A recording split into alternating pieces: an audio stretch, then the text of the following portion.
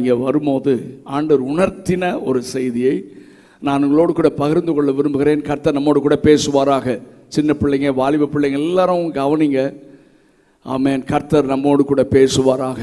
இது ஒரு வழக்கமான கூட்டமாக ஏதோ எத்தனையோ பிரசங்கம் கேட்டிருக்கோம் அப்படின்ற உணர்வோடு அப்படி உட்கார்ந்துராமல், ஆண்டவரே என்னோடு பேசும் என்கிற உணர்வோடு, அந்த எதிர்பார்ப்போடு நீங்கள் இருக்க நான் உங்களை கேட்டுக்கொள்கிறேன். ஏன்னா இது எழுப்புதலின் நாட்கள். ஆமென். கர்த்தர் ஆதி திருச்சபையுடைய அனுபவத்தை திரும்ப சபைக்குள்ளே ஊற்ற விரும்புகிறார். ஒரு பின்மாரியின் மழை பெய்ய ஆமென் நாம் காத்திருக்கிறோம். பரிசுத்த ஆவியானவரும் காத்து கொண்டிருக்கிறார். ஆகவே நாம் உணர்வோடு, எதிர்பார்ப்போடு, ஆசையோடு தேவ சமூகத்தில் இருக்க நான் உங்களை கேட்கிறேன். இந்த மாலை நேரத்தில் உங்களோடு கூட பேச ஆண்டவருடைய சிந்தையில் வைத்த ஒரு வசனம், யோவான் எழுதின சுவிசேஷம் 1வது அதிகாரம் 11வது வசனம். John the gospel chapter 1 verse 11. 11வது வசனம். அவர் தமக்கு சொந்தமானதிலே வந்தார், அவருக்கு சொந்தமானவர்களோ அவரை ஏற்றுக்கொள்ளவில்லை. எல்லாரும் வார்த்தையை கவனிக்கிறீங்க நினைக்கிறேன். ஆமாம், I want to encourage you. தயவு செய்து, நான் ரொம்ப நேரம் பிரசங்கம் பண்ணல, சரியாக 9 மணிக்கு முடிச்சிடலாம். பட் நீங்கள் கவனிங்க, கர்த்தர் உங்களோடு கூட பேச விரும்புகிறார். அவர் யார்? இயேசு கிறிஸ்து. அவரை குறித்து யோவான் அறிமுகப்படுத்தி எழுதும் போது, ஆதியிலே வார்த்தை இருந்தது, அந்த வார்த்தை தேவனிடத்தில் இருந்தது, அந்த வார்த்தை தேவனாக இருந்தது என்று ஆண்டவரை குறித்து அறிமுகப்படுத்தி இந்த 11ஆம் வசனத்தில் அங்கு எழுதப்பட்டிருக்கிறது, இயேசு கிறிஸ்து தமக்கு சொந்தமானதிலே வந்தார், அவருக்கு சொந்தமானவர்களோ அவரை ஏற்றுக்கொள்ளவில்லை. சொந்தமானவர்கள், சொந்தக்காரர். நம்ம சொல்லுவோம் சொந்தக்காரர் வீட்டுக்கு போயிட்டு வரோம், இல்லை சொந்தக்காரர் வீட்டுக்கு வந்திருக்காங்க சொல்லுவோம்ல, அந்த மாதிரி தான் இங்கே எழுதியிருக்கு. இயேசு எங்க வந்தாரா? சத்தமா சொல்லுங்க. சொந்தக்காரர் வீட்டுக்கு வந்தார். யார் சொந்தக்காரர் இயேசுவுக்கு? சொல்லுங்க. நீங்க பேசலைன்னா நான் இறங்கி அப்படியே வருவேன். நான் அதுக்கு தான் இந்த மைக்கு மாட்டியிருக்கேன். ஆமா, சொல்லுங்க. சொந்தக்காரன்னா யாரை ஆண்டவர் குறிப்பிடுகிறார்? யார் சொந்தக்காரர்? சொல்லுங்க சத்தமா. நம்ம தானா? அப்படியா? இல்லை. அந்த நேரத்தில் அங்கே குறிப்பிட்ட, இப்போ நம்ம அவருக்கு சொந்தமாயிட்டோம், ஆனா அங்கே குறிப்பிட்ட சொந்தக்காரர் என்று சொல்லுகிற கூட்டம் யார் என்று சொன்னால் இஸ்ரவேல் ஜனங்கள். யாருங்க? சத்தமா சொல்லுங்க. இஸ்ரவேல் ஜனங்கள். எனக்கு இதை படிக்கும் போது எனக்கு ரொம்ப கஷ்டமா இருக்கும். ஆண்டவரே, இஸ்ரவேல் ஜனங்கள்லாம், அதுவும் அவங்கள மட்டும் சொந்தக்காரன்னு சொல்லிட்டு, நம்ம எல்லாம் பைபிள் என்ன சொல்லி இருக்கிறது தெரியுமா? சொல்லுங்க. புறஜாதிகள். நம்ம எல்லாம் யாரு? ஜென்டைல்ஸ், புறஜாதிகள். அதுல வேற இங்க பல ஜாதி. சரி, அதை விடுங்க, அதை அப்புறம் பேசலாம். அப்போ எனக்கு எத்தனை பேருக்கு இது கஷ்டமா இருந்திருக்கு. ஆண்டவரே, எல்லாத்தையும் நீங்க தானே உண்டாக்குனீங்க, எல்லாம் ஆதாமிலிருந்து தானே வந்தான், அதென்ன அவங்க மட்டும் ரொம்ப ஸ்பெஷல், அவங்க மட்டும் சொந்தக்காரங்க, எங்களெல்லாம் புறஜாதிகள்னு அந்த வார்த்தையே எங்களுக்கு கஷ்டமா இருக்கு ஆண்டவரே அப்படின்னு எனக்கு ரொம்ப கஷ்டமா இருந்திருக்கு. அதுக்கப்புறம் ஏன் முழு உலகத்தையும், அல்லது ஆதாமிலிருந்து தான் எல்லா மனிதர்களும் தோன்றினார்கள், இந்த உலகத்தில் இருக்கிற அத்தனை மனிதர்களும் ஆண்டவருடைய பிள்ளைகள் தான், ஆனால் ஏன் ஒரு கூட்டத்தை மட்டும் சொந்தம் பாராட்டுகிறார்? ஏன் என்ற கேள்வி எழும்பும் போதுதான் அதற்கு விடை கிடைக்கும். ஏன்? why? இன்னைக்கு ஆண்டவர் அந்த ஜனத்தை மட்டும் என் சொந்தமானதில் சொந்தக்காரரு என்று ஆண்டவர் உரிமை பாராட்ட என்ன காரணம்? இதைத்தான் இன்னைக்கு முதல் நாளிலே நாம் தியானிக்க போகிறோம். நல்ல கவனிங்க. ஆண்டவர் ஏன்னா இந்த காரியங்கள் எல்லாம் இன்னைக்கு தேசங்களிலே ஆமென் துணிக்கப்பட வேண்டும். ஏனென்றால் கிறிஸ்தவத்தினுடைய ஆணி வேர் பரிசுத்தமே. நீங்கள் அல்லேலூயா சொல்லாத பார்த்தா சகோதரர்கள்லாம் பார்த்தா இவங்க விசுவாசிகள் தானான்றது சந்தேகமாக இருக்கு. அல்லேலூயா சொல்லுங்க. கிறிஸ்தவத்தின் ஆணி வேறது சொல்லுங்க. அதனால தான் ஆண்டவர் இந்த பைபிளை முடிக்கும் போது பரிசுத்தமாக இருக்கிறவர்கள் இன்னும் பரிசுத்தமாக. ஏன்னா இந்த கடைசி நாட்களில் கிறிஸ்தவன்லாம் இந்த ஊர்லயே பெரிய பணக்காரன், கிறிஸ்தவன் தான் பெரிய கோடீஸ்வரன் என்ற சாட்சி அல்ல. கிறிஸ்தவர்கள் தான் பரிசுத்தமாக வாழ்கிறவர்கள் என்கிற சாட்சி இந்த தேசத்தில் எழும்ப வேண்டும். ஒரு அல்லேலூயா சத்தமா சொல்லுங்க. இன்னைக்கு பிசாசு அதை மறைத்து தான் கிறிஸ்தவத்தில் இம்மைக்காக மாத்திரம் கிறிஸ்துவை பின்பற்றுகிற ஒரு கூட்டத்தை எழுப்பி விட்டான். இந்த சோசியல் மீடியாவில் நான் பார்க்குறேன் 195 பிரசங்கங்கள் இந்த உலக ஆசீர்வாதத்தையே மையமாக பேசி பேசி பேசி ஜனங்களை ஃபோக்கஸ்டாக இல்லாமல் ஏன் என்னை பிடித்தார், ஏன் என்னை ரட்சித்தார், என்னை ரட்சித்ததற்கு என்ன காரணம் என்பதையெல்லாம் மறந்து பணம் பணம் ஆசீர்வாதம் ஆசீர்வாதம் என்ற மயக்கத்தில் வைத்து விட்டான் பிசாசு. பணம் எல்லாம் நமக்கு பிரச்சனையே கிடையாதுங்க. ஆசீர்வாதம் முதலாவது தேவனுடைய ராஜ்யத்தையும் அவருடைய நீதியும் தேடினா எல்லாத்தையும் கர்த்தர் கொடுப்பார். எல்லாத்தையும் எனக்கு எப்போ என்ன தேவையோ அதை சந்திப்பார். ஆமென். சபை பரிசுத்தத்தில் உயர்ந்து நிற்க வேண்டும். இன்னைக்கு அலங்காரத்தில் உயர்ந்துருச்சு. நீ பெருசா நான் பெருசா, மெகா சர்ச்சு சின்ன சர்ச்சு, நான் தான் பெரிய, இதிலெல்லாம் வளர்ந்து போட்டி போடுறான். ஆனால் கர்த்தர் சபையில் எதிர்பார்க்கிறது பரிசுத்தம், கிறிஸ்துவை வெளிப்படுத்துகிற ஒரு பரிசுத்தம். எல்லா இடத்துலையும் சொல்லணும், யோ அங்கே பாரியா இயேசு ஆராதிக்கிற பிள்ளைகளை பாரியான்னு சொல்லி. அப்படி சபை பரிசுத்தத்தில் உயர்ந்து நின்றால்தான் இந்த தேசம் தேவனை அறியும். ஆமென். முதல் நாளில் கர்த்தர் நம்மோடு கூட பேசி நம்மை திரும்ப ரீடெடிகேட் பண்ண, திரும்ப நம்மை அர்ப்பணிக்க ஆண்டவர் நம்மோடு கூட பேசுகிறார். ஆமென். இந்த உலகம் இப்போ ரொம்ப பயங்கரமாக நம்ம வாட்ச் பண்ணிட்டு இருக்காங்க. கிறிஸ்டியன் அப்படின்னா, கிறிஸ்தவன் அப்படின்னா இன்னைக்கெல்லாம் பாருங்க எல்லாமே காம்ப்ரமைஸ். ஆமாம், எல்லாம் இவனும் பண்ணுறான் இவனும் பண்ணுறான் இவனும். முதல்லலாம் அப்படி இல்லை. கிறிஸ்தவர்கள் இதை செய்ய மாட்டாங்க, இதை பண்ண மாட்டாங்க, இப்படி தான் வாழ்வாங்க, அவங்க இப்படி பேச மாட்டாங்க, அவங்க இப்படி பிஹேவ் பண்ண மாட்டாங்க அப்படின்ற ஒரு சாட்சி இருந்தது ஆதி சபைக்கு. ஆனால் இன்றைக்கு அந்த சாட்சி கொஞ்சம் கொஞ்சமாக மாறிக்கொண்டிருக்கிறது. ஆண்டவர் திரும்ப வைராக்கியத்தோடு கூட சபையை பரிசுத்த, அதாவது கர்த்தர் சிநேகிக்கிற, அல்லது பவுல் எழுதும் போது நீங்கள் கிறிஸ்துவின் நிறைவான வளர்ச்சிக்கு தக்கதாக நீங்கள் வளரணும், பரிசுத்தத்தில் வளரணும். இந்த கடைசி நாட்களிலே கர்த்தர் நம்மிடத்தில் எதிர்பார்ப்பது பரிசுத்தத்தில் நீங்களும் நானும் வளர்ந்து கொண்டே இருக்கணும். எது வரைக்கும்? கிறிஸ்துவை போல, இயேசுவை போல. ஆண்டவர் சொன்னாரே, இந்த உலகத்தின் அதிபதி என்னிடத்தில் வருகிறான், ஆனால் அவனுடைய சரக்கு என்னிடத்தில். இங்க இருக்கிற எத்தனை பேர் தைரியமாக சொல்ல முடியும்? கோபம், வைராக்கியம், பகைகள், விரோதங்கள், மன்னிக்க முடியாத காரியங்கள், தீமை செய்தால் அதை நாம் சகித்துக் கொள்வதில்லை, கோள் சொல்லுவது, ஒரு மனிதனை குறித்து தவறாக பேசுவது. ஐயோ, கலாத்தியர் 5ஆம் அதிகாரத்தில் சொல்லப்பட்ட மாம்சத்தின் கிரியைகள் எல்லாமே நம்மிடத்தில் இருக்கிறது. மற்ற ஜனங்களுக்கும் நமக்கு என்ன பெரிய வித்தியாசம்? இன்றைக்கு இந்த வித்தியாசத்தை காண்பிக்கிற ஒரு கூட்டத்தை கர்த்தர் எழுப்ப விரும்புகிறார். அதாவது கிறிஸ்துவனை சும்மா விளையாட்டலங்க. ஆமாம், சும்மா ரட்சிக்கப்பட்டேன், சபைக்கு வர்றேன், நான் இத்தனை வருஷமாக வரேன். எத்தனை வருஷமாக வந்தேன் என்ன? இன்னைக்கு கண்ணை மூட்டா நீ பரலோகம் போவியா?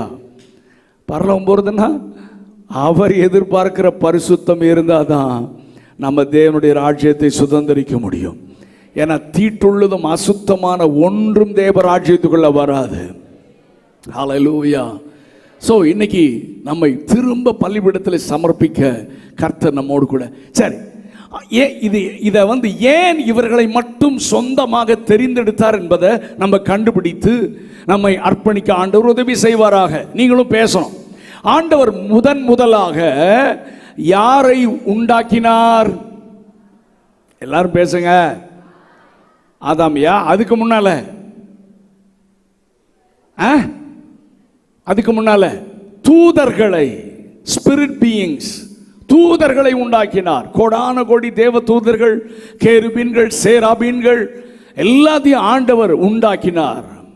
அவர்களை ஆண்டவர் உண்டாக்கி அவர் வசிக்கிற அல்லது அவர் இருக்கிற அந்த சொர்க்கம் பரலோகத்திலே அவர்கள் கடவுளை, தேவனை ஆராதிக்க ஏற்படுத்தப்பட்டார்கள். ஹல்லேலூயா. ஏன்னா ஆண்டவராகிய தேவன் இயேசு கிறிஸ்து, பிதா, குமாரன், பரிசுத்தாவியாகிய நம்முடைய திரியேக தேவன் துதிகளில் வாசம் செய்கிறவர். ஹல்லேலூயா. அவர் ஆராதனை துதிகளில் பிரியப்படுகிறவர். அதனால முதல் ஆண்டவர் தேவ தூதர்களை உண்டாக்கினார். ஒன்றுமில்லாமல் இருந்து தேவ தூதர்களை உண்டாக்கினார். அப்போ ஆண்டவர் திரளான தேவ தூதர்கள், அதில் ஏராளமான டிபார்ட்மெண்ட்ஸ் இருக்கும். அதில் ஒரு மேஜர் டிபார்ட்மெண்ட் ஆண்டவரை ஆராதிக்கிற ஒரு டிபார்ட்மெண்ட். ஆமென். அங்கே தேவனை ஆராதித்து கொண்டே இருக்கிறார்கள். சேனைகளின் கர்த்தர் பரிசுத்தர், பரிசுத்தர், பரிசுத்தர்னு ஆராதிச்சுட்டே இருக்கிறாங்க. ஆராதிக்க தேவ மகிமை பரலோகத்தையும் தேவ சிங்காசனத்தையும் நிரப்பி ஆண்டவர் அவ்வளோ மகிழ்ச்சியா அந்த துதியின் நடுவிலே வாசம் பண்ணி கொண்டிருந்தார். ஹல்லேலூயா. அந்த ஆராதனைக்கு அந்த தலைவனாக ரொம்ப ஸ்பெஷலா ஆண்டவர் இந்த லூசிஃபரை ஆண்டவர் உண்டாக்கி இருந்தார். அவனை குறித்து ஏசாயாவிலும் எசேக்கியேலையும் கொஞ்சம் டிப்ஸை ஆண்டவர் கொடுத்திருக்கிறார். அவன் ரொம்ப ஸ்பெஷலா ஆண்டவர் அவனை கிரியேட் பண்ணி இருந்தார். அவனுக்குள்ளேயே இன்பில்டடா மியூசிக்கை வச்சிருந்தார்னு வேத பண்டிதர்கள் சொல்றாங்க. ரொம்ப அழகா அவன் தேவனை ஆராதிக்கிறவனாக, இசை எழுப்புகிறவனாக, அந்த ஆராதனை கூடாரத்தை நடத்துகிறவனாக அவன் உருவாக்கப்பட்டிருந்தான். ஆனால் அவனுக்குள்ளே என்ன வந்தது? பெருமை வந்தது. அதுவும் உன்னதமானவருக்கு நான் ஒப்பாவேன், அவருடைய சிங்காசனத்துக்கு மேல என்னுடைய சிங்காசனத்தை உயர்த்துவேன் என்று அவன் தேவனுக்கு மேல தன்னை உயர்த்தினதினால், பெருமை வந்ததினால் அவன் பாவம் செய்தான். அவன் மட்டுமல்ல, அவனோடு கூட சேர்ந்த ஒரு தூதர் கூட்டம் அப்படி கலகம் பண்ணினார்கள். ஆகவே ஆண்டவர் வேற வழி தெரியாமல் அவரை ஆராதிக்க உண்டாக்கின தேவ தூதர்கள், பரிசுத்தமாக படைக்கப்பட்ட தேவ தூதர்கள், பரிசுத்த தேவனை பரிசுத்த அலங்காரத்தோடு துதிக்க ஆராதிக்க தெரிந்து கொள்ளப்பட்ட தேவ தூதர்கள், அவர்கள் பாவம் செய்ததினாலே, பெருமை வந்ததினாலே, தேவனுக்கு மேலாக தன்னை உயர்த்தினதினாலே ஆண்டவருக்கு வேறு வழியே தெரியல. அவர்களை ஆண்டவர் தம்முடைய சமூகத்தில் இருந்து அவர்களை என்ன செய்து விட்டார்? சொல்லுங்க, தள்ளிவிட்டார். நல்ல கவனிக்கணும், வாலிப பிள்ளைகளை நல்லா கவனிக்கணும். தள்ளிவிட்டார். இதை நான் தியானிக்கும் போது ஒரு வார்த்தையை ஆண்டவர் எனக்குள்ள வச்சார். அதை உங்களுக்கு சொல்ல விரும்புகிறேன். நான் என்ன வார்த்தை தெரியுமா? இதுதான் இன்னைக்கு பிரசங்கம். தேவ தூதர்கள் அவரை ஏமாற்றி விட்டார்கள். ஏமாற்றிட்டாங்க. கொஞ்சம் கூட எதிர்பார்க்கல. ஆண்டவர் நினைச்சிருப்ப கொஞ்சம் கூட எதிர்பார்க்கல. ஐயோ, அவருடைய வார்த்தையினாலே உருவாக்கப்பட்டவர்கள் பரிசுத்த தேவனை பரிசுத்தமாக ஆராதிக்க அவர் இருக்கிற இடத்திலேயே வைக்கப்பட்டிருந்தார்கள். ஆனால் அவர்களுக்குள்ளே பெருமை வந்ததினாலே லூசிபரையும் அவனோடு கலகம் பண்ணின தூதர்களையும் ஆண்டவர் தள்ளிவிட்டார். இதை நான் தியானிக்கும் போது எப்படி தியானிச்சேன் தெரியுமா? இப்போ தள்ளிட்டு ஆண்டவர் நடாது இப்படி ஏமாத்திட்டாங்களே, எப்படி இந்த மாதிரி அப்படின்னு சொல்லி யோசித்துட்டு ஆண்டவர் நேர பூமிக்கு இறங்கி வந்தார். பூமிக்கு இறங்கி வந்து மண்ணை எடுத்து தன்னுடைய கரத்தினாலே அவரை போலவே அவருடைய சாயலாக அவருடைய ரூபத்தின்படி மனிதனை கர்த்தர் உண்டாக்கினார். ஆதாமை உண்டாக்கி, ஆதாமிலிருந்து விலா எலும்பிலிருந்து ஏவாளை உண்டாக்கி, 2 பேரும் இப்போ அங்க நிற்கிறாங்க. கவனிங்க, தூதர்களை ஆண்டவர் எப்படி உண்டாக்கினார் தெரியுமா? தூதர்களை உண்டாக்கும் பொழுதே வேலைக்காரர்களாகத்தான் உண்டாக்கினார். வேலைக்காரர்கள் என்ன? அவர் சொல்றதை செய்யணும். ஆமா, அவருடைய கமாண்டு இல்லாம அவங்க ஒன்றும் ஆக்ட் பண்ண முடியாது. அது கேப்ரியலா இருந்தாலும் சரி, மிகாவேலா இருந்தாலும் சரி, ஹூ எவர் மேபி. ஆமென். ஆண்டவருடைய கட்டளையை நிறைவேற்ற வந்தேன் என்று சொல்லுகிறான். அப்ப தேவன் சொல்லுகிறதை நிறைவேற்றுகிற servants, they are all servants, they are all பணிபடை ஆவிகள். ஆமென். அப்படித்தான் அவரை உண்டாக்கினார். ஆனால் தம்பி எங்க போறீங்க? என்ன விஷயம்? வேலை இருக்கா?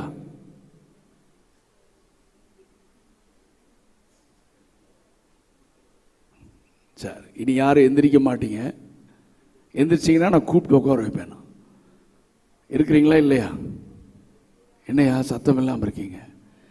ஒரு 3/4 மணி நேரம் அவர் ஏதாவது பிஸியாக இருந்தாருன்னா பரவாயில்ல, முடிஞ்சோன்னா நான் அவர்கிட்ட பேசுவேன். நான் என்ன முக்கியமான வேலைன்னு பேசலாம். ஏன்னா ஒருவேளை அம்பானி ஃபோன் பண்ணுவார்னு நினைக்கிறேன். சர்ச்சுக்குள்ளே வந்தால் இந்த எந்திரிச்சு நடக்கிற அது ஓகே, அப்புறம் பேசுகிறேன். ஒரு அல்லேலூயா சொல்லுங்க. கையை காணோம் பாருங்க.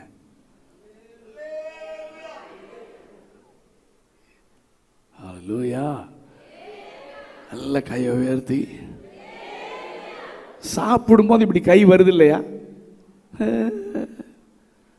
கையை தூக்கி அல்லேலூயா சொல்லணும். ஏன் கையை தூக்குறேன் நாளைக்கு சொல்லி கொடுக்குறேன் வர்ஷிப்பை பற்றி. ஆமென்.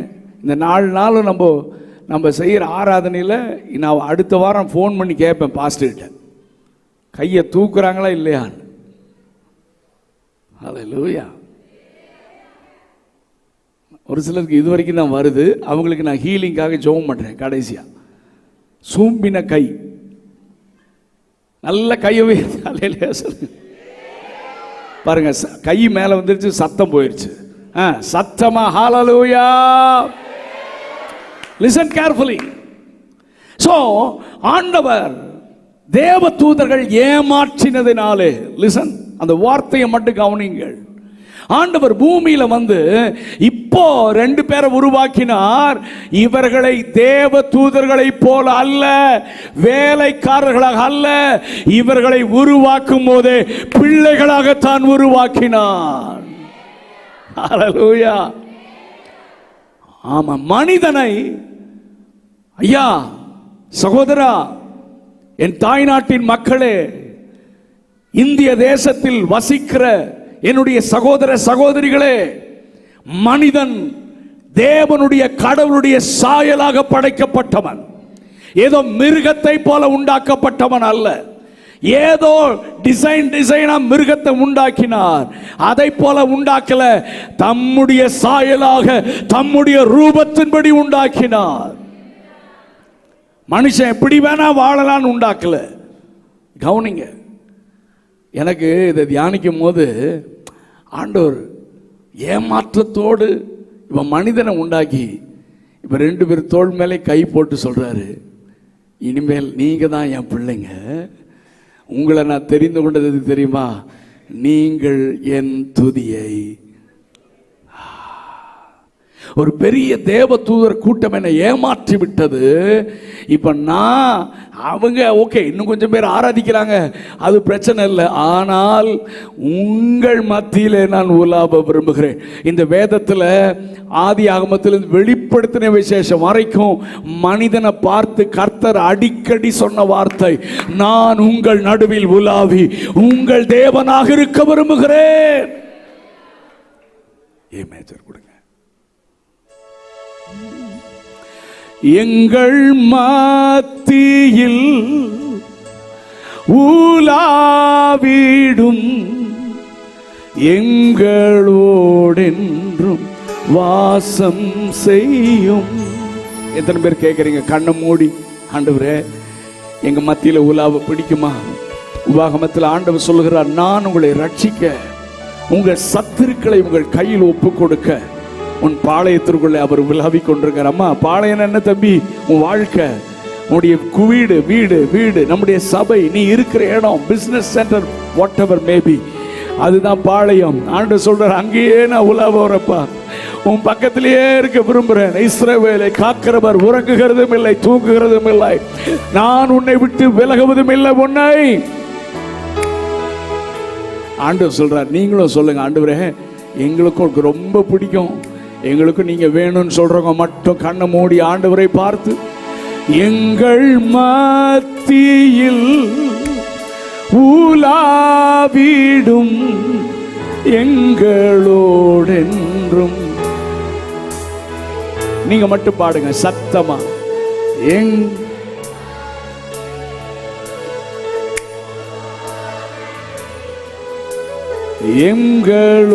எங்களோடென்றும் இதோ மனிதர்கள் மத்தியில் வாசம் செய்தவர் எங்கள் நடுவிலே, எங்கள்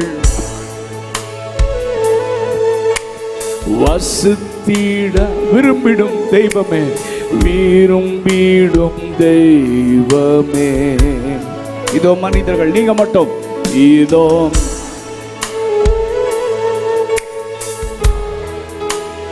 வாசம் செய்பவரே, எங்கள் நடுவிலே, எங்கள் வசித்திட விரும்பிடும் சொல்லுங்க சத்தமா, உமக்கு சிங்காசனம் அமைத்திட, உமக்கு அமைத்திட உம்மை துதிக்கிறோம் இயேசு. பரிசுத்த அலங்காரத்துடனே, பரிசுத்த அலங்காரத்துடனே உம்மை தொழுகிறோம். திரும்ப சொல்லுங்க, உமக்கு சிங்காசனம், உமக்கு அமைத்திட உம்மை துதிக்கிறோம். பரிசுத்த அலங்காரத்துடனே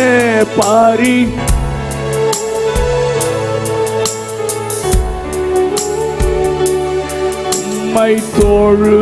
எத்தனை பேர் கேட்கிறீங்க? எங்கள் மத்தியில்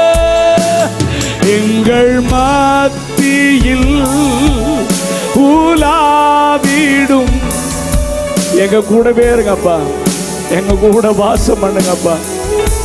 எங்கள் மத்தியில்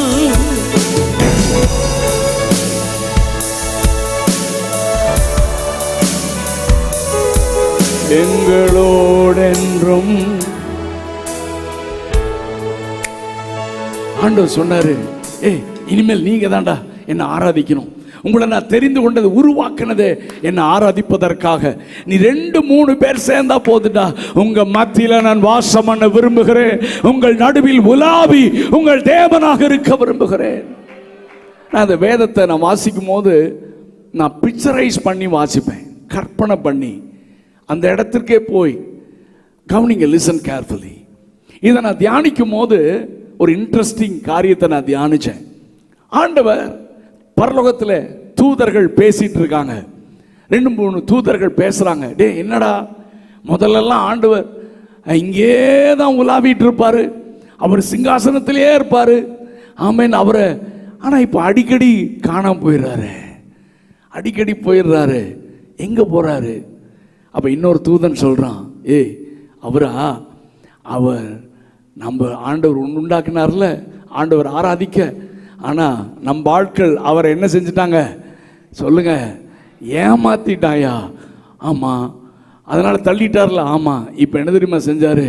பூமிக்கு போய் மண்ணில் இருந்து நம்மள மாதிரி இல்லை, அவரை மாதிரி அவருக்கு பிள்ளைகளாக 2 பேரை உண்டாக்கி அடிக்கடி போன அவர்கிட்ட போய் கொஞ்சி குலாவிட்டு அடிக்கடி அவர்களோடு உலாவி அங்கே போயிடுறாரா அப்படின்னு பேசுகிற மாதிரி நான் தியானிச்சு பார்த்தேன். Listen carefully. ஆண்டு சொன்னார் 2-3 பேரை நாமத்தினால சமாரியா ஸ்திரீயை கொடுத்து பாச சொன்னார். சமாரியா ஸ்திரீ வந்து ஆண்டவர்கிட்ட கேட்கிறா, ஐயா, இந்த மலையில் எங்கள் முற்பிதாக்கள் ஆராதித்தார்கள், இங்கே பலி செலுத்தப்பட்டது, பரலோகத்திலிருந்து டைரக்டா அந்த பலி அங்கீகரிக்கப்பட்டது. ஆனா நீங்க எருசலேமில் தேவாலயத்தில் தான் ஆராதிக்கணும்னு சொல்றீங்க, எங்களுக்கு தேவாலயம் வர எருசலேமுக்கு வர பிடிக்கல ஐயா. அப்படி பேசிட்டு இருக்கும் போது ஆண்டவர் சொன்னார், ஸ்திரீயை பயப்படாது, இந்த மலையில் மாத்திரமல்ல, எருசலேமில் மாத்திரமல்ல, பிதாவை எங்கும் தொழுது கொள்ளும். அது இப்பொழுதே. அதோடு அவர் நிறுத்தல, அதுக்கு அடுத்த வார்த்தை சொல்றார், அவரை தொழுது கொள்ளுகிறவர்கள். சத்தமா சொல்லுங்க, ஆவியோடும். அப்படின்னா என்ன அர்த்தம்? ஸ்திரீயே, நீ இடத்தை பத்தி பேசுற. சர்ச்சில் ஆராதிக்கணுமா, மலையில் ஆராதிக்கணுமா, ரோட்ல ஆராதிக்கணுமா, வீட்டில், எனக்கு இடம் பிரச்சனை இல்லை, ஆராதிக்கிற முறைதான் முக்கியம். பிளேஸ் இஸ், இன்னைக்கும் இடம் அல்ல முக்கியம், ஆராதிக்கிற முறைதான் முக்கியம். நான் ரொம்ப வலியுறுத்துறேன். ஏன்னா இன்னைக்கு ஆராதனைன்னா, அண்ணா வாங்க டான்ஸ் ஆடலான்றான். ஆராதனைன்னா ஏதோ ஒரு பர்ஃபார்மன்ஸ் மாதிரி இன்னைக்கு நடக்கிறது. ஆராதனைன்னா வாழ்க்கை முறை, அவருக்கு பிரியமா வாழ்கிற வாழ்க்கை முறைதான் ஆராதனை. It's a life style. அப்படி வாழ, பரிசுத்தமா வாழ ஒப்பு கொடுத்து பரிசுத்தமா வாழ முயற்சி எடுக்கிற ஒருத்தன் பாடுற பாட்டு தான் பரலோகம் ரசிக்குமே ஒழிய, பாவத்தோடு இஷ்டம் போல வாழ்ந்துட்டு நீ எப்படி பாடினாலும் அது அருவருப்பாக இருக்கிறது என்று வேதம் சொல்லுகிறது. ஆமோஸ் தீர்க்கதரிசி புஸ்தகத்தில் வாசித்தால் தேவ ஆலய பாடல்கள் அலறுதலாக மாறின. ஆண்டவர் சொல்றார், உன் பாட்டுகளின் ஓசை நீ நிறுத்து, பாட்டுகளின் இறைச்சலை என்னை விட்டு அகற்று, உன் வீணைகளின் ஓசையை நான் கேட்க மாட்டேன் என்று சொல்லுகிறார். ஏன்டவரே, உங்களுக்கு பாட்டு ரொம்ப பிடிக்கும்ல, அப்புறம் ஏன் நிறுத்த சொல்றீங்க? டே, பாவத்தோடு பாடுற பாட்டு இல்லடா, பரிசுத்தமா வாழ பலிபீடத்தில் வைக்கப்பட்டவனுடைய பாடல் தான் பரலோகத்தை அசைக்கும். அல்லேலூயா, சத்தமா சொல்லுங்க. பரிசுத்தம் இல்லாமல் ஒருவனும், நான் திரும்ப திரும்ப வலியுறுத்த ஆண்டவர் என்னை உணர்த்துகிறார். என் வாயில வேற வார்த்தையை ஆண்டவர் வைக்கிறது இல்லை. பரிசுத்தம், பரிசுத்தம், பரிசுத்தம். ஆண்டவர் தேவனுடைய பிள்ளைகள் அப்படின்னாலே நம்முடைய அடையாளமே பரிசுத்தம். அல்லேலூயா சொல்ல மாட்டேன்றீங்க, உங்களுக்கு அது பிடிக்கலன்னு நினைக்கிறேன். Listen carefully. இந்த மனிதன் ஆதாம் ஏவாளையும் தேவ தூதர்கள், இதை மறந்துடாதீங்க, தேவ தூதர்கள் ஏமாற்றினதுனால இப்போ ஆதாம் ஏவாளையும் உண்டாக்கி இவர்களை துதிக்க சொல்லி இவர்களோடு உறவாட பகலின் குளிர்ச்சியான வேளையில் இவன் அப்பான்னு கூப்பிட்டா ஓடி வந்துருவாரு, இவர்களோடு உறவாடுவார். இவருக்கு இன்னும் நல்லா இருந்தது. தேவ தூதர்லாம் பாடுறாங்க, ஆராதிக்கிறாங்க, ஆனா பிள்ளைகளோடு கொஞ்சறது நல்லா இருக்குல்ல. இருக்கிறீங்களா இல்லையா?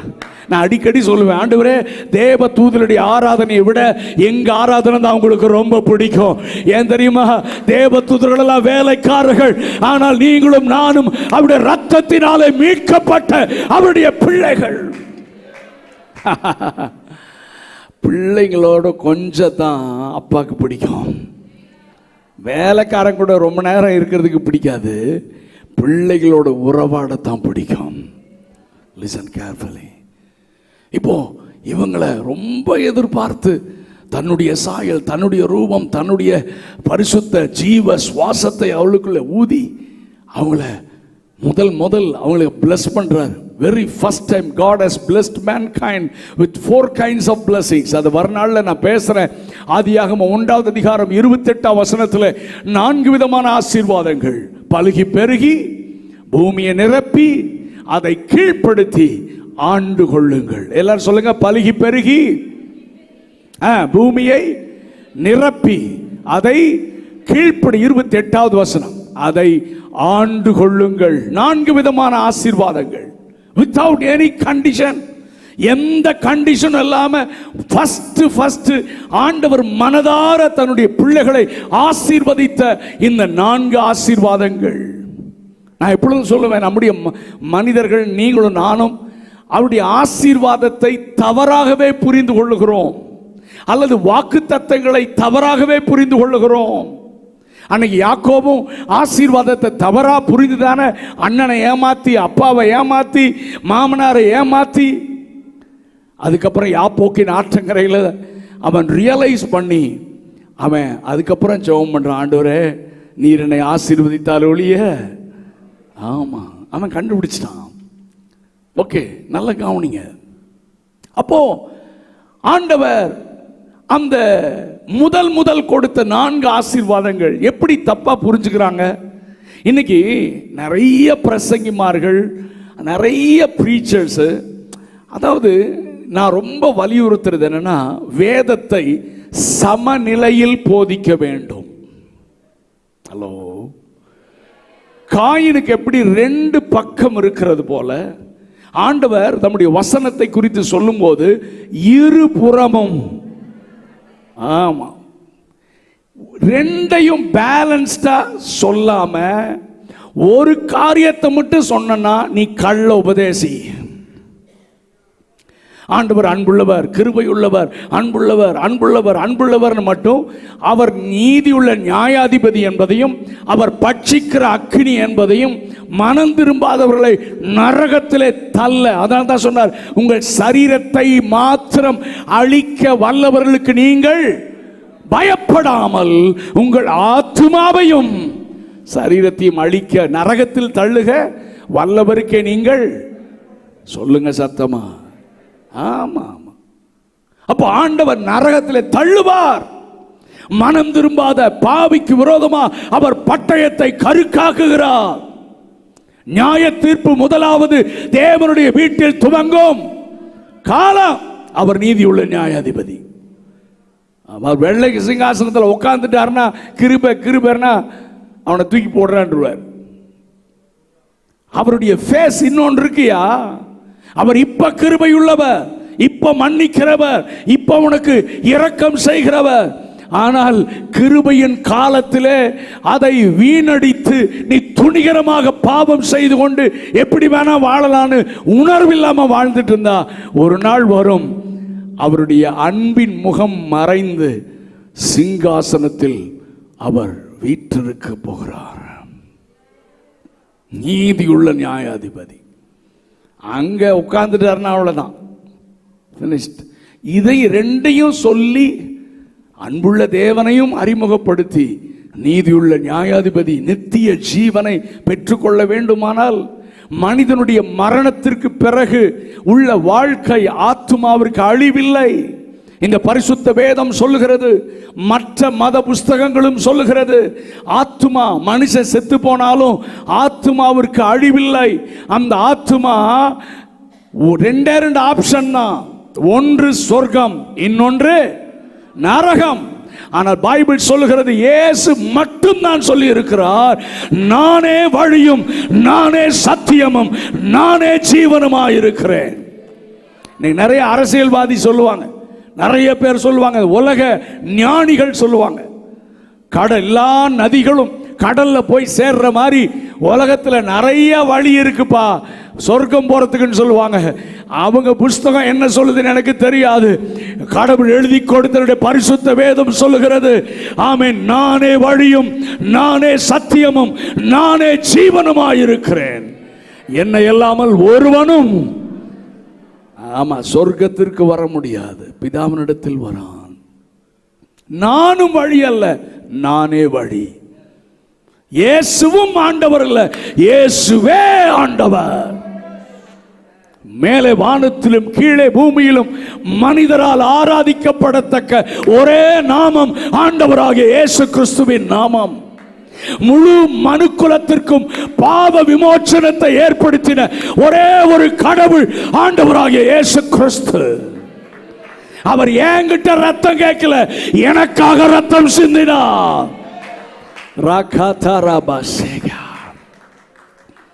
பைபிள் சொல்லுகிறது, ரத்தம் சிந்துதல் இல்லாமல் பாவ மன்னிப்பு இல்லை.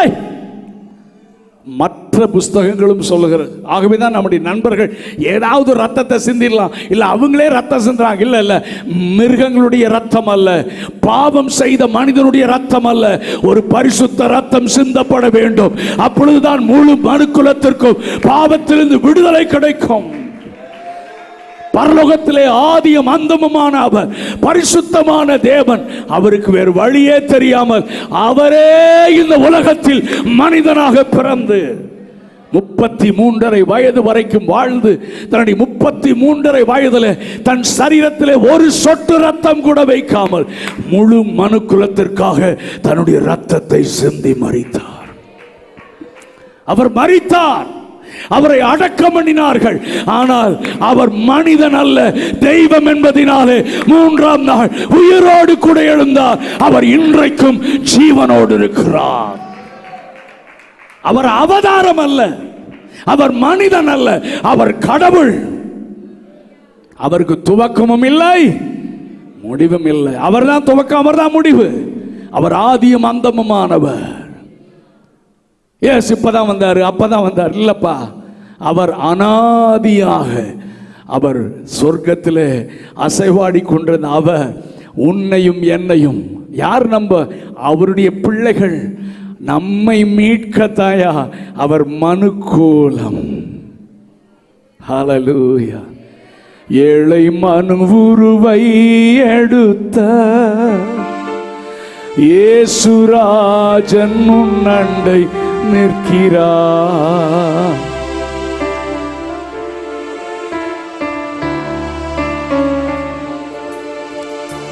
ஏற்றுக்கொள் அவரை தள்ளாதே.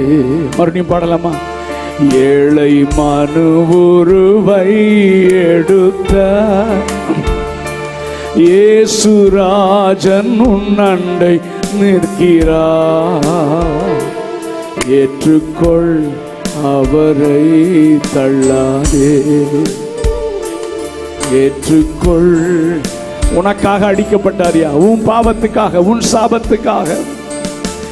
கைகளில் கால்களில் ஆணிகள் கடாவ, கடும் மூடி பொன் சிரசில் சூடிட, கந்தையும் நிந்தையும் வேதனையும் சகித்தார். சொந்தமான ரத்தம் சிந்தினார் உனக்கா. உன்னை அழைக்கின்றாரே.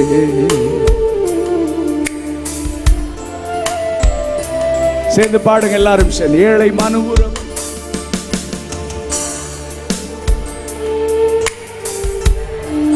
ஓ இயேசுராஜன் முன்னண்டை நிற்கிறார்.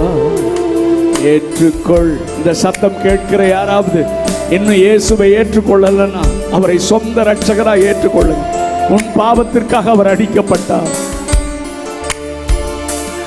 ஏழை மனுவை எடுத்த இயேசுராஜன் முன்னண்டை நிற்கிறார். ஏற்றுக்கொள் அவரை தள்ளாதே. ஏற்றுக்கொள் அவரை. இன்னமும் தாமதம் உனக்கே மகனே, இன்ப இயேசு வண்டை எழுந்து வாராயோ. இந்த உலகம் தர கூடா சமாதானத்தை இன்று உனக்கு தர காத்து நிற்கிறாரே. அண்ணல் இயேசுவை அழைக்கின்றாரே. அண்ணல் இயேசுவை அழைக்கிறாரே. ஐயா, யாராவது இந்த சத்தத்தை கேட்டுக்கொண்டிருந்தால், ஏதோ நான் வேகமாக ஆக்ரோஷமாக பேசுறேன்னு நினைக்காதீங்க. நாங்கள் அறிந்த இயேசுவை, நாங்கள் பெற்றுக்கொண்ட பாவ மன்னிப்பை நீங்களும் பெற்றுக்கொள்ள வேண்டும். நாங்கள் வானத்திலிருந்து வரல, உங்களை விட அநியாயம் செஞ்சவங்க, உங்களை விட அக்கிரமம் பாவத்திலே வாழ்ந்துட்டு இருந்தவங்க, தீய சக்தியின் பிடியில மாட்டிக்கொண்டிருந்தவர்கள். எங்க குடும்பம் சாபத்தில் இருந்தது. ஆனால் என்றைக்கு இயேசுவை நாங்கள் ஏற்றுக்கொண்டோமோ அந்த நாளில் எங்கள் பாவங்கள் மன்னிக்கப்பட்டது, எங்கள் சாபங்கள் மாறினது. எங்களை விடுதலையாக்கின தெய்வம் உங்களையும் விடுதலையாக்க வேண்டும். நாங்கள் பெற்ற இந்த ரட்சிப்பு, இந்த விடுதலை நீங்களும் பெற்றுக்கொள்ள வேண்டும். நிறைய பேர் சொல்றாங்க, இல்ல மதம் மாத்திரம் இல்லப்பா, மதம் என்கிற வார்த்தை இந்த வேதத்தில் இல்லப்பா. மதத்துக்கும் கிறிஸ்தவத்துக்கும் எந்த சம்பந்தமும் இல்லை. நீ மதமே மாறாத, நீ இயேசுவை நம்பினால் போதும். இயேசு எனக்காக ரத்தம் சிந்தினார் என்று நீ நம்பினால் போதும். இந்த ராத்திரி உன் பாவத்தை மன்னித்து உன்னையும் தம்முடைய பிள்ளையாக மாற்றுவதற்கு அவர் உண்மையுள்ளவராக இருக்கிறார். ஹல்லேலூயா. உன்னை அன்போடு அழைக்கிறார். நல்ல கவனிங்க. இப்போ ஆண்டவர் பல்கி பெருகுங்கள் என்று சொன்ன அந்த வாக்குத்தத்தம், அந்த ஆசீர்வாதத்துக்கு பின்னால இவன் புரிஞ்சுக்கல பாருங்க. நீங்க 1:28 பல்கி பெருகின்னு இருக்கு. ஆதியாகமம் 6:1 வாசிங்க. ஆதியாகமம் 6:1 வாசிங்க. மனுஷர் பூமியின் மேல் பெருக துவங்கினார்கள். போதும். 1:28 என்ன இருக்கு? நீங்கள் எல்லாரும் பேசுங்க. நீங்கள் பலுகி பெருகி. 6:1 என்ன இருக்கு? மனிதர் பூமியின் மேல். இது ரெண்டையும் கனெக்ட் பண்ணி பார்த்தீங்கன்னா இது ஆண்டவர் ஆசீர்வதித்த விளைவு என்று நாம் புரிந்து கொள்வோம். உண்மைதானே? பலுகி பெருக சொன்னாரு, நீங்க என்ன செஞ்சுட்டாங்க சொல்லுங்க. ஆனா அதே அதிகாரம் 6ஆம் வசனத்தை வாசிங்க. தாம் பூமியிலே மனுஷனை உண்டாக்கினதற்காக. ஐயோ, ஆண்டவர் தலையில அடிச்சிட்டாரு. ஐயோ, மறுபடியும் ஏமாற்றமா? மறுபடியும் ஏண்டா இவனை உண்டாக்கின? மனுஷனை உண்டாக்குனதுக்கு ஆண்டவர் மனஸ்தாபப்பட்டார். ஏன் தெரியுமா? என் ஆசீர்வாதத்தை நீ தப்பா புரிஞ்சிட்டப்பா. நான் பலுகி பெருகுன்னு சொன்னது எப்படி தெரியுமா? நான் என்னை போல என்னுடைய சாயலாக, என்னுடைய ரூபத்தின்படி, அப்படின்னா என்ன? என்னுடைய கேரக்டர், என்னுடைய குணம், என்னுடைய பரிசுத்தம், கடவுளை போல மனிதன் உண்டாக்கப்பட்டான். எதுக்கு தெரியுமா? நான் உன்னை எப்படி உண்டாக்கினேனோ அப்படி நீ பலுகி பெருகணும். இதைத்தான் மல்கியா 2:15 தீர்க்கதரிசி சொல்கிறான். அவர் ஒருவனை அல்லவா படைத்தார், ஆவி அவரிடத்தில் பரிபூர்ணமாய் இருந்ததே, பின்ன ஏன் அவர் ஒருவனை படைத்தார்? தேவ பக்தி உள்ள ஒரு பரிசுத்த சந்ததியை பெற்றெடுக்கத்தான். இல்லைன்னா அப்பவே ஊதி இருப்பாரு. கடல்ல கோடிக்கணக்கான ஜீவ ஜந்துக்களை உண்டாக்கவில்லையா? கோடிக்கணக்கான மிருகங்களை உண்டாக்கலையா? அப்படி மனிதனை உண்டாக்கி இருக்க முடியாதா? ஏன் ஒருவனை மட்டும் உண்டாக்கினார்? ஏன் ஒருத்தியை மட்டும் உண்டாக்கினார்? என்னை போல ஒரு பரிசுத்த சந்ததியை இவன் பெற்றெடுத்து இந்த பூமியில பல்கி பெருகுவான் என்று நம்பி மனுஷனையே உண்டாக்கினார். ஆனா என்ன நடந்தது? பிசாசு உள்ள வந்து செய்யக்கூடாது, புசிக்க கூடாது என்று விலக்கின காரியத்தை இன்னைக்கு கிறிஸ்தவன் கேட்குது இல்ல. ஏன் இது பண்ணக்கூடாதா? ஏன் இப்படி இருக்கக்கூடாதா? இதை செஞ்சா தப்பா? சினிமா பார்த்தா தப்பா? அதை பண்ணா தப்பான்னு இன்னைக்கு வாலிபர்களும் எல்லாருமே கேட்க ஆரம்பிச்சிட்டாங்களே. இப்படித்தான் அன்னைக்கு முதல்ல ஆண்டுடைய வார்த்தையை சந்தேகப்பட வைத்து வார்த்தையை மீற வைத்து விட்டான். கீழ்ப்படியாமை. நாங்கள் நேற்றும் இன்னைக்கும் கூட, நான் காரில் வரும்போது கூட நானும் என் மனைவியும் பேசிட்டு இருந்தோம். நேற்றுலேருந்து ஒரே ஒரு வார்த்தை தான் பேசுகிறோம்.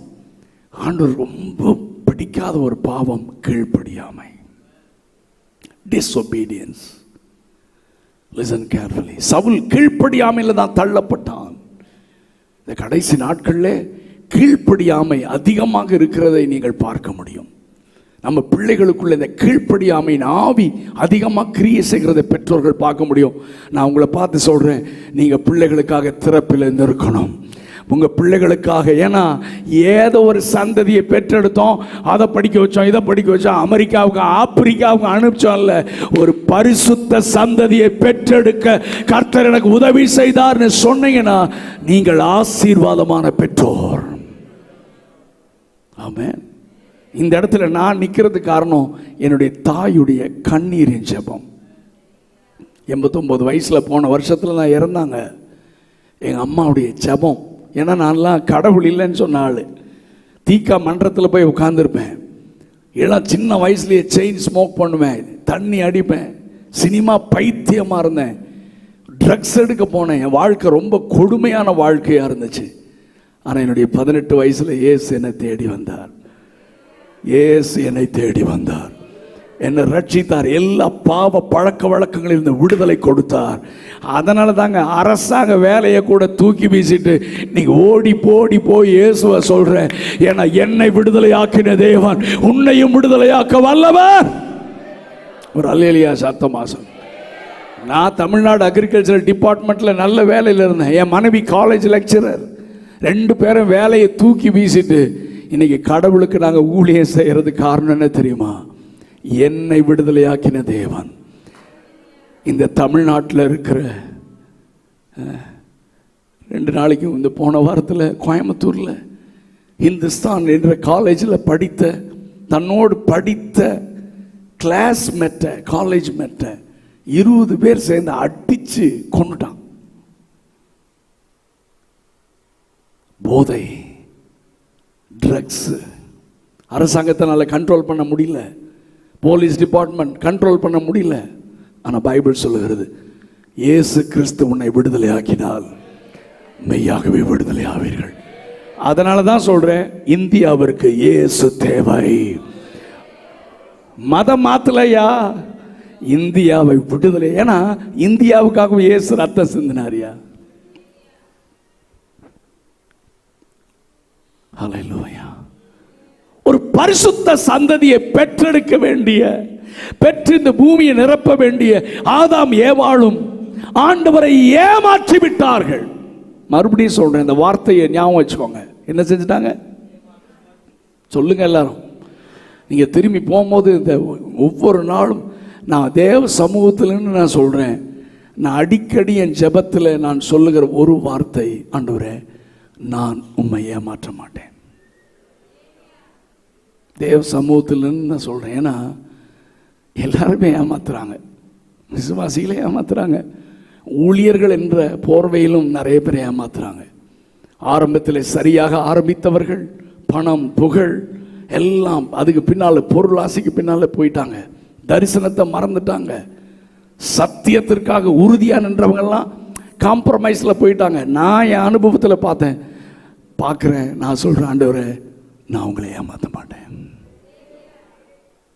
என் கூட சேர்ந்து நீங்களும் இன்னைக்கு ஜெபம் பண்ணுவீங்கன்னு நினைக்கிறேன். ஆண்டவரே நான் உங்களை, தம்பி யாராவது ஒருத்தங்க உன்னை ஏமாத்திட்டாங்கன்னா உனக்கு காயம் ஆயிரும்ல, இல்லை இல்லை காயம் ஆயிரும். அதாவது நான் நிறைய காரியங்களை சொல்லணும்னு நேரம் இல்லை. ஒருத்தங்க சீட் பண்ணிட்டாங்கன்னா, உன்னை ஏமாத்திட்டாங்கன்னா, ஐயா அம்மா உனக்கு காயம் ஆயிரும். அது மறக்கவே மாட்டேல்ல, சாகிற வரைக்கும் மறக்க மாட்டேல்ல. ஒருத்தங்க ஏமாத்தினாலே உனக்கு காயம் சாகிற வரைக்கும். தேவ தூதன்ல இருந்து இன்னைக்கு வரைக்கும் அவரை ஏமாற்றுகிற பட்டியல் தான் நீண்டு கொண்டிருக்கிறது. நீ எந்த பட்டியலில் இருக்கிறாய்? நீ எந்த பட்டியலில் இருக்க? சும்மா சர்ச்சுக்கு வந்துட்டு போனா நீ ஏமாத்துறாள் தானே, தேவ சித்தம் செய்யல. ஒரு ஆத்மாவை கூட இயேசு பக்கம் கொண்டு வரல, ஏமாத்துற விசுவாசி தானே. ஒரு ஆத்மாவை கூட ஆண்டவருக்குள்ள கொண்டு வரலன்னா, ஆண்டவர் ரத்தம் சிந்தினது உனக்கு அந்த வேல்யூ உனக்கு தெரியல. இந்த மாதிரி நிறைய சொல்லிட்டு போலாம். ஆண்டவர் மறுபடியும் தலையில கை வச்சிட்டார். மை குட்னஸ், ஆசையா என் பிள்ளைகளை உங்களோட உறவாடி மகிழ்ந்துட்டு இருந்தேன்டா. பரலோக ஆராதனை விட்டுட்டு ஏதேன் தோட்டத்தில் வந்து உலாவிட்டு இருந்தேன்டா. இவங்க என்ன ஏமாத்திட்டாங்களா? வேற வழி இல்லை. அவர் நீதியுள்ள நியாயாதிபதி. அவர் பரிசுத்தர், பரிசுத்தம் இல்லாமல் ஒருவனும் அவரை. So no other option. பிள்ளைகளாக இருந்தாலும் ஆண்டவர் அவர்களை என்ன செய்து விட்டார்? பிரசன்னத்திலிருந்து, தோட்டத்திலிருந்து என்ன செய்தார்? தள்ளிவிட்டார். இப்ப ஆண்டவர் கவனிங்க, அதாவது அன்னைக்கு தேட ஆரம்பிச்சவர் இன்னைக்கு வரைக்கும் தேடிட்டே இருக்கார். அவருடைய நிலை இன்னைக்கு வரைக்கும் God is searching. இந்த ஆத்தூர்ல இந்த முதல் நாள் கன்வென்ஷன்ல என் சத்தத்தை கேட்கிற உங்களை ஆண்டவர் தேடிட்டே இருக்கார். ஒரு ஆள், ஒரு வாலிபன், ஒரு வாலிப பிள்ளை உலகத்தை வெறுத்து, பாவத்தை வெறுத்து, ரகசிய பாவத்திலிருந்து வெளியே வந்து தேவ சித்தம் செய்ய வாழ்ந்தால் இயேசுவுக்காக, மரித்தாலும் இயேசுவுக்காக. நான் பாவம் செய்ய மாட்டேன், என்னை பார்க்கிறவங்க இயேசுவை பார்க்கணும்னு ஒருவன் எழும்ப மாட்டான். நான் கர்த்தர் இன்றைக்கும் தேடி வந்திருக்கிறார். ஒரே ஒரு ஆதாமியாவால் ஏமாத்திட்டாங்க, மறுபடியும் ஆண்டவர் தேடுறாரு. நான் வேகமா சொல்றேன், ரொம்ப வருஷத்துக்கு அப்புறம் ஆண்டவர் நோவாவை கண்டுபிடித்தார். Oh my God! அதுக்குள்ள கோடி கோடியா பெருகிடுச்சு. முழு உலகத்திலும் மனித குலம் பெருகி விட்டார்கள். ஆனால் என்ன ஆச்சரியம் தெரியுமா? முழு உலகத்திலையும் தேடி ஒருத்தனை கண்டுபிடிச்சார், நோவா. நோவா தன்னுடைய பிள்ளைகளையும் ஆண்டவருக்கு பரிசுத்தமா வளர்த்தி இருந்தான், மருமக்கள் மாரையும் பாதித்திருந்தான். நோவா, அவன் மனைவி, 3 பிள்ளை குமாரர்கள், அப்புறம் மருமக்கள் மார் 8 பேர். அவங்க பரிசுத்தமா, ஏன்னா முழு உலகமும் இந்த நோவாவுடைய இந்த நீதி, பரிசுத்தம், வைராக்கியம் அந்த குடும்பத்தை பாதித்திருந்தது. அதனால தான் ஆண்டவர் இவங்க 8 பேரை மட்டும் பேழைக்குள்ளே கொண்டு வந்தார். பேழையிலிருந்து முழு உலகத்தையும் அழிச்சிட்டு இவங்க வெளியே வரும்போது அந்த 9ஆம் அதிகாரம் 1-2 வசனங்கள் வாசிக்க வேண்டாம். நோவாவை நான் இப்படி தான் பார்க்குறேன், நோவாவையும் அவன் குமாரரையும் நோக்கின்னு எழுதியிருக்கு. அவங்க எல்லாரும் கையை பிடிச்சிட்டு ஆண்டவர் சொன்னார், ஐயப்பா தேவதூதர்கள் என்ன ஏமாத்திட்டாங்கடா. நான் ஆசாசியா என் பிள்ளையா படைச்ச ஆதாமியாவால் என்ன ஏமாத்திட்டாங்க. அவங்க சந்ததியெல்லாம் என்ன ஏமாத்திட்டாங்க. என் பிள்ளைகளை நான் அழிப்பது எனக்கு மனசுக்கு எப்படி இருக்கும் யோசித்து பாரு. ஆனால் எனக்கு வேற வழி இல்லை. என் சித்தம் இந்த பூமியில செய்யப்படணும். பரலோகத்தில் செய்யப்படுவது போல பூமியிலும் ஒரு பரிசுத்த சந்ததி தான் அந்த பூமியை நிரப்பணும். அதுதான் என்னுடைய நோக்கம். அதனால எனக்கு வேற வழி தெரியாம அவர்களை நான் அழிச்சிட்டேன். உங்க 8 பேரை மட்டும் காப்பாத்திருக்கேன். இப்ப உங்க கையை பிடிச்சு கேட்கிறேன், நீங்கள் பலுகி பெருகுங்கள். முதல் மனுஷனுக்கு சொன்ன ஆசீர்வாதத்தை தப்பா புரிஞ்சுட்டான். இப்ப நான் உங்களுக்கு சொல்றேன், ஒரு பரிசுத்த சந்ததியை பெற்றெடுங்கள், பூமியை நிரப்புங்க, பலுகி பெறுங்கள். ஆனால் அவருடைய சந்ததியும் ஆண்டவரை ஏமாற்றினார்கள். அதற்கு பிறகு நீண்ட ஆண்டுகள் ஆண்டவர் காத்திருந்து இப்பொழுது ஒரு மனிதனை கண்டுபிடித்தார். அவன் பெயர் ஆபிரகாம். இப்ப ஆபிரகாம இவன் கிறிஸ்தவன் அல்ல, அவங்க அப்பா தேராகு. அவர்கள் விக்கிரகங்களை செய்து வணங்கி அதை மற்றவர்களுக்கும் விற்றுக்கொண்டு அந்த குடும்பத்தை சார்ந்தவர்கள். ஆனால் ஆபிரகாமை கர்த்தர் பேர் சொல்லி அழைத்தார். ஆபிரகாமே, நான் தான் உன்னை படைத்த தேவன், நான் தான் அண்ட சராசரங்களை படைத்த தேவன். நீ பழைய வாழ்க்கை, பழைய பாரம்பரியம், பழைய பாவத்தை எல்லாத்தையும் விட்டுட்டு நீ என்னை பின்பற்றி வந்தால் நான் உன்னை பெருகச் செய்வேன், நான் உன்னை ஆசீர்வதிக்கவே. இப்ப ஆபிரகாம் முதன்முறையாக உண்மை தெய்வத்தை, பேசுகிற தெய்வத்தை, என்னை உண்டாக்கின தெய்வத்தை, நான் உண்டாக்கின தெய்வம் அல்ல, என்னை உண்டாக்கின தெய்வத்தை நான் பார்த்து விட்டேன் என்று இந்த ஆபிரகாம் ஆண்டவரை பின்பற்ற ஆரம்பித்தான். அவனுக்கு ஒரு மகன் பிறந்தான். அவனுடைய பெயர் ஈசாக்கு. அவனும் தகப்பனை தொடர்ந்து, அவன் பலிபீடத்தில் வைக்கப்பட்டவன் அல்லவா, ஆண்டவரை நேசித்தான். அவனும் பரிசுத்தமாக வாழ்ந்தான். ஆண்டவர் உறவாடுகிற ஒரு மனிதனாக. அவனுக்கு 2 பிள்ளைகள். அதிலே ஒரு ஏசா கைவிடப்பட்டவனாக இருந்தாலும் யாக்கோபு, அவன் ஆரம்பத்தில் திருடனாக ஏமாற்றுகிறவனாக இருந்தாலும் அவன் தன்னுடைய வாழ்க்கையில ஒரு நேரத்தில் தன்னை ஆண்டுடைய பலிபீடத்திலே சமர்ப்பித்தான். இனி வாழ்ந்தால் இந்த கிறிஸ்துவை வெளிப்படுத்தி வாழப் போகிறேன். பழைய வாழ்க்கை ஏமாற்றுகிறவன், பழைய வாழ்க்கை எப்படி வேணா பணம் வரட்டும், எப்படி வேணா ஆசீர்வாதம் வரட்டும், அவன் மனசாட்சி செத்து போனவனாக நான் ஆசை பணம் பணம் பணம் உலகம் உலகம் உலகம்னு ஓடிட்டு இருந்தேன். இன்னைக்கு நான் தெரிஞ்சிட்டேன், நீர் மாத்திரம் எனக்கு போதும். யாப்போக்கின் ஆற்றங்கரையில் ஆண்டவரே கர்த்தருடைய ஆசீர்வாதமே ஐஸ்வர்யம், அதனோடு அவர் ஆமா நீங்க உங்க ஆசீர்வாதம் போதும், நீங்க போதும் ஆண்டவரேன்னு சொல்லி ஜெபம் பண்ணப்போ ஆண்டவர் கேட்கிறாரே உன் பேர் என்னடா? அப்பாட்ட வேற சொன்னா எல்லாத்திட்டையும் சொல்லி இப்போ சொல்றோம், ஆண்டவரே நான் திருடேன், நான் ஏமாற்றுகிறவன், என் பேர் யாக்கோபு. ஆண்டவர் சொன்னார், நீ மனம் திரும்பினதுனால உன்னை திருடன் ஏமாத்துறவன் நீ யாரை கூப்பிடக்கூடாது, உன்னை நான் இஸ்ரவேலாக மாற்றுகிறேன்.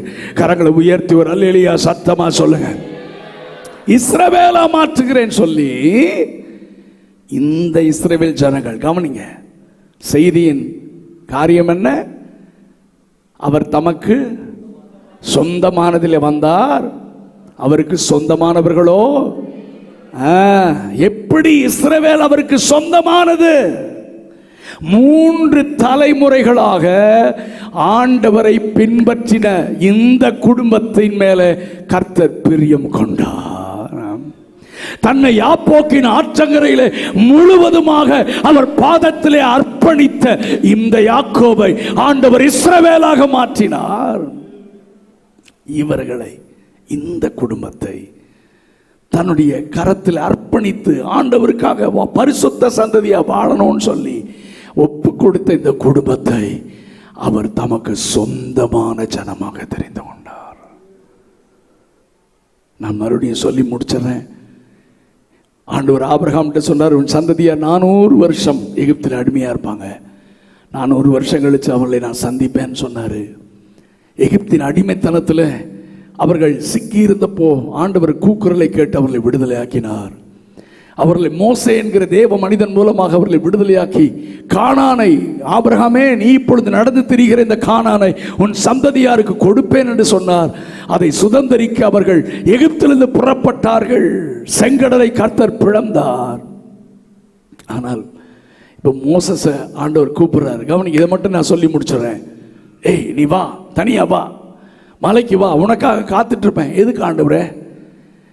இந்த ஜனம் என் ஜனம் அப்படின்னா சொல்றார். என் ஜனத்தை கூட்டி, என் ஜனம்ன்றார்.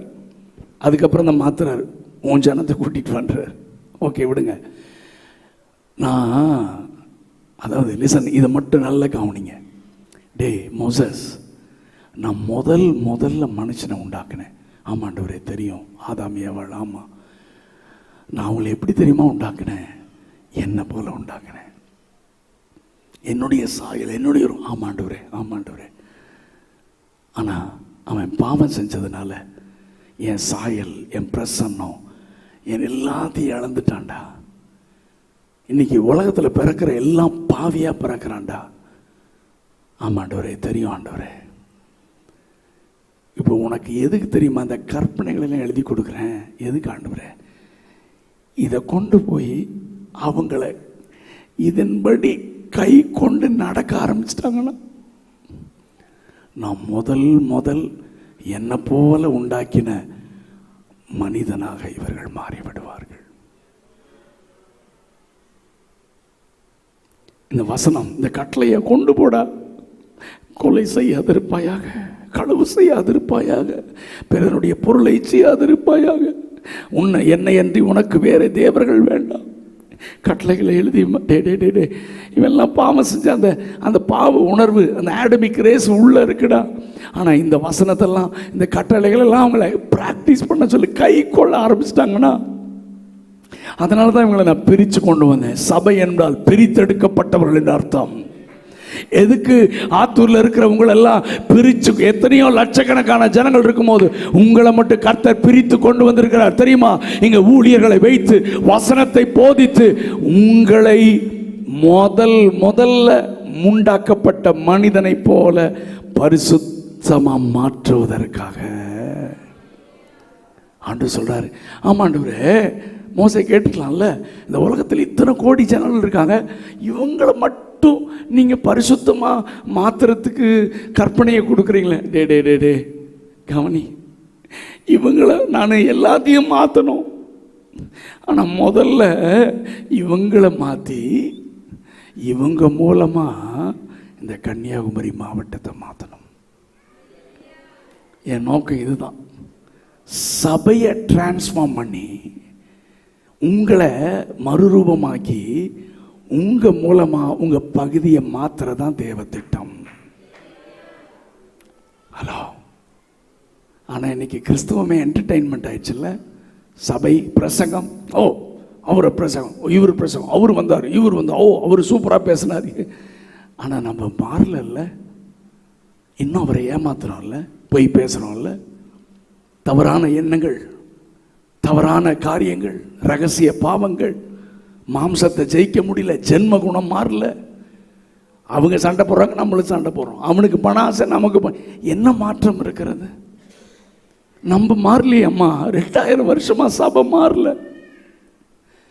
அந்த பர்சன்டேஜ் ரொம்ப கம்மிமா. ஐயா, ஆண்டவர் ஏமாத்திட்டு தான் இருக்கோம் இல்ல? இன்னைக்கு ஒப்பு கொடுக்கல. ஆண்டவர் இன்னைக்கு தேடுறாரு. நீங்க வேதம் முழுசும் பாருங்க, ஆண்டவர் தேடிட்டே இருக்கார். நாளைக்கு நான் இதை தொடர்ந்து பேச விரும்புகிறேன். Throughout the Bible, even today, God is searching a person. வாலிப தம்பி, தங்கச்சி, உன் காலேஜில் உன் ஃப்ரெண்ட்ஸோட சேர்ந்து நீயும் சர்ச்சுக்கு வந்தா வேற மாதிரி, வெளியே போனா ஃப்ரெண்ட்ஸோட இப்படி வாழ்ந்துட்டு இருந்தா எப்படிப்பா அவன் ரட்சிக்கப்படுவான்? எப்படிமா உன் ஃப்ரெண்டு பரலோகத்துக்கு வர முடியும்? ஆண்டவர் உன்னை மாற்றி தான் அவனை மாற்ற விரும்புகிறாரு. ஆனால் நீயே மாறலையேப்பா. நீயே ஆண்டவரை ஏமாத்துற. நீ சொல்ற ஆதாம் ஏமாத்திட்டான், இல்ல நீ இன்றைக்கு ஏமாத்துற. ஐயோ அவர்கள் பிரதான ஆசாரியர் அவங்கெல்லாம் சிலுவையில் இல்லை, இன்னைக்கு நீதான் அவரை சிலுவையில் அறைகிறாய். கண்களை மூடலாமா? கண்ணை மூடலாமா? பைபிள் பேக்கெல்லாம் அப்புறம் எடுத்து வைக்கலாம். முதல்ல கண்ணை மூடி உங்களோடு கூட கர்த்தர் பேசி கொண்டிருக்கிறார். ஏன் கூட பேசுறார் பிரதர். இந்த மாலையில் கர்த்தர் ஏன் கூட பேசுறார் பிரதர். நானும் இந்த ராத்திரி சொல்ல விரும்புறேன். யோசுவா பார்த்தாரு. இவன் என்னடா கொஞ்ச நாள் யெகோவா தேவன்றான், கொஞ்ச நாள் பாகாலுக்கு பின்னால போயிடுறான், கொஞ்ச நாள் ஜெபம் பண்றான், கொஞ்ச நாள் ஜெபமே பண்றதில்ல, கொஞ்ச நாள் பைபிள் வாசிக்கிறான், அப்புறம் பைபிளை தூக்கி வீசிடுறான். 2 நினைவுகளால் குந்தி குந்தி நடந்துட்டு இருக்காங்க. என்னடா இவங்க? பிரசங்கம் பண்ணி பார்த்தாரு, அட்வைஸ் பண்ணி பார்த்தாரு. ஆனா ஒன் ஃபைன் மார்னிங் அவர் சொன்னாரு, டே போங்கடா, எத்தனை பிரசங்கம் எத்தனை பிரசங்கமா, நீங்க திருந்துற மாதிரி இல்லடா. ஆனா இப்ப நான் சொல்றேன்டா, நீங்க என்ன வேணா மாறிட்டு போங்கடா, நீங்க மாறுங்க மாறாத போங்க, ஆனா நானும் என் வீட்டாரும் வென்றால் கர்த்தரையே சேவிப்போம். ஆண்டவர் ஒரு கூட்ட ஜனத்தை இந்த கடைசி எழுப்புதலில் எழுப்ப விரும்புகிறார்.